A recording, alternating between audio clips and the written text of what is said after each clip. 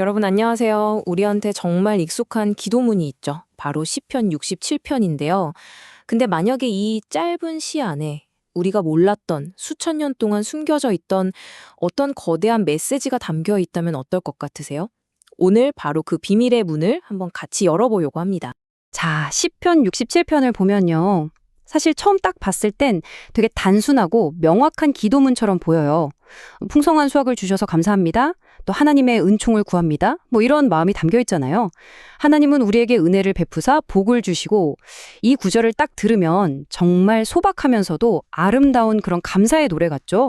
근데 만약에요. 이 기도가 그냥 올해도 풍년들게 해주세요 하는 그런 노래가 아니라면 어떨까요? 이 단순해 보이는 구절들 뒤에 사실은 온 인류를 향한 엄청난 계획이 숨어 있다면요? 네, 이게 바로 오늘 우리가 한번 파헤쳐 볼 미스터리입니다. 자, 이 미스터리를 틀려면 우리한테 열쇠를 쥔 사람들이 필요하겠죠?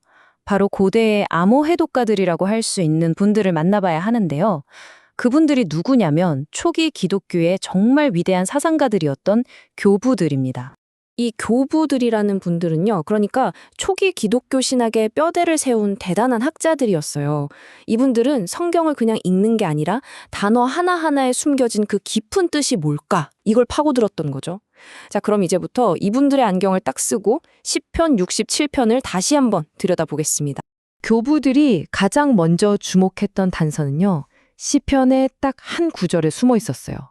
그리고 이 구절을 정말 완전히 다른 차원에서 해석해냅니다. 그게 바로 2절에 나오는 주의 길을 땅 위에 알리소서라는 구절이에요.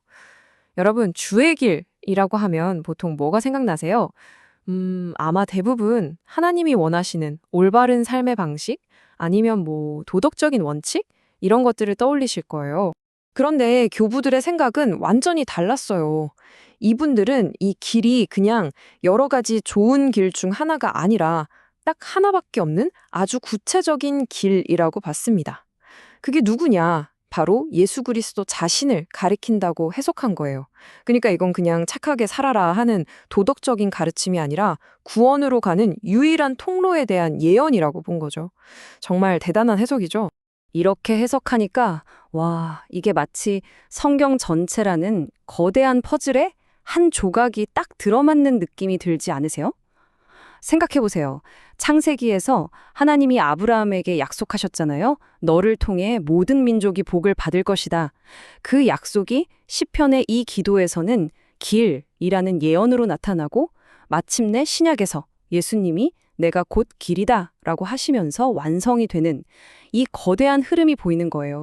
자, 이렇게 길에 대한 정말 놀라운 해석이 있었죠? 근데 여기서 끝이 아닙니다. 교부들은 수학이라는 단어에서도 또 다른 비밀을 찾아냈어요. 10편 6절을 보면 이런 구절이 나와요. 땅이 그의 소출을 내어주었으니 딱 들으면 어떤 이미지가 그려지세요?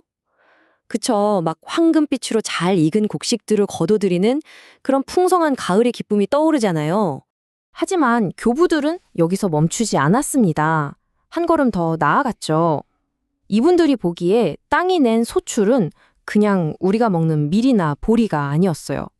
그게 뭐였냐면 바로 사람들이었습니다. 전 세계 모든 민족 가운데서 믿음을 갖게 된 새로운 신자들, 이들이야말로 이 땅이 맺은 진짜 열매라고 해석한 거예요. 정말 놀랍죠? 아니 근데 어떻게 이런 영적인 수학이 가능해지는 걸까요? 땅에서 사람이 열매처럼 맺힌다는 게 무슨 뜻일까요? 교부들은 이 질문에 대한 결정적인 단서를 신약의 한 구절에서 찾아냅니다. 핵심은 바로 이거였어요. 요한복음에 나오는 한 알의 밀이 땅에 떨어져 죽지 않으면 그대로 있고 죽으면 많은 열매를 맺는다는 구절 말이죠. 교부들은 땅에 떨어져 죽는 이 한 알의 밀을 바로 예수 그리스도와 연결시킨 겁니다. 그분의 희생과 부활이 있었기 때문에 비로소 전 세계에서 믿음의 열매가 맺히는, 즉 이 영적인 수학이 가능해졌다는 거죠. 정말 깊은 통찰 아닌가요? 자, 그럼 이제 한번 합쳐볼까요? 우리가 지금까지 살펴본 길에 대한 해석과 수학에 대한 이 놀라운 해석, 이 두 가지를 딱 합쳐서 보면요. 시편 67편 전체가 완전히 새롭게 보이기 시작합니다.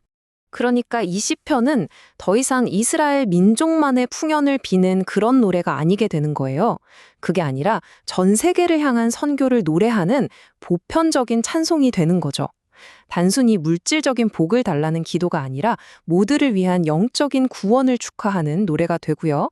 한 민족만을 위한 노래에서 전 세계적인 교회의 탄생을 예언하는 거대한 찬가로 의미가 완전히 확장되는 겁니다. 생각해보면 정말 대단하지 않나요? 이렇게 짧은 고대의 기도가 이렇게나 깊고 풍성한 신학적인 이야기로 이어진다는 게 말이에요.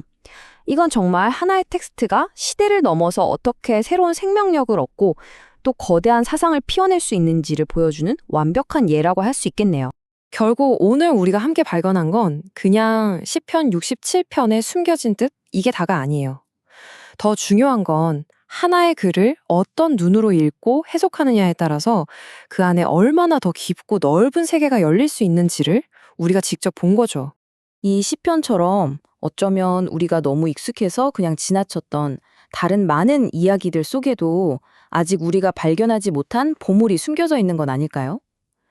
오늘 이 이야기가 여러분이 알고 있는 세상의 모든 이야기들을 한 번쯤 새로운 눈으로 다시 들여다보는 그런 재미있는 계기가 되었으면 좋겠습니다.